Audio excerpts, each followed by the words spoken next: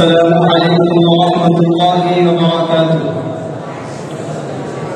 الحمد لله رب العالمين، والصلاة والسلام على سيد الأنبياء والمرسلين وعلى آله وأصحابه أجمعين وعلى من تبعهم بإحسان إلى يوم الدين. أما بعد، فأعوذ بالله من الشيطان الرجيم. بسم الله الرحمن الرحيم.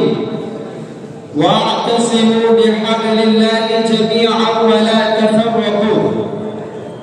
وقال رسول الله صلى الله عليه وسلم: إن الله يرضى لكم ثلاثة ويكره لكم ثلاثة، فيرضى لكم أن تعبدوه ولا تشركوا به شيئا، وأن تعتصموا بحبل الله جميعا ولا تفرقوا. ويكره لكم قيل وقال وكثرة السؤال وإضاعة المال. أيها المستمعون الكرام، ما نتحدث عنه في هذه الخطبة الوجيزة الوحدة بين المسلمين. إن أهم خصائص هذه الأمة أنها أمة واحدة. قال الله عز سبحانه: وإن هذه أمتكم أمة واحدة وأنا ربكم فاتقون. ولذلك فإننا نقول الوحدة بين المسلمين واجبة بنصوص القرآن والسنة.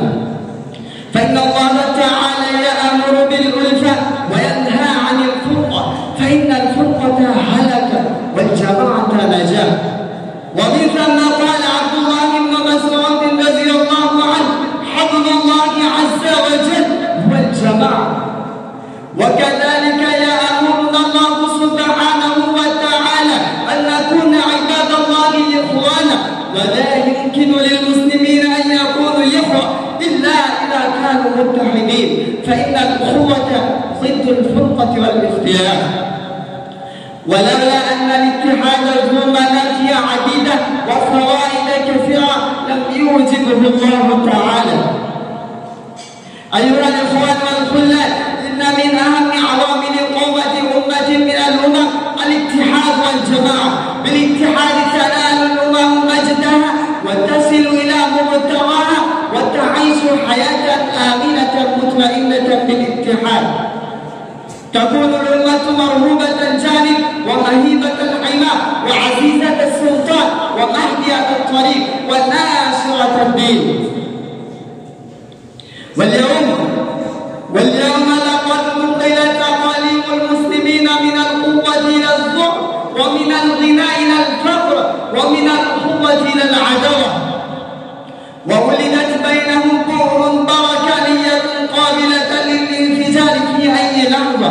ولذا نرى أنفسنا حيارى في ديننا ودنيانا، ولله در القائل: حرموا هداية دينهم وعقولهم فإذا هذا ربك غاية الخسران، وتركوا هداية ربهم فإذا هم ورطة من الآلاء في طوفان.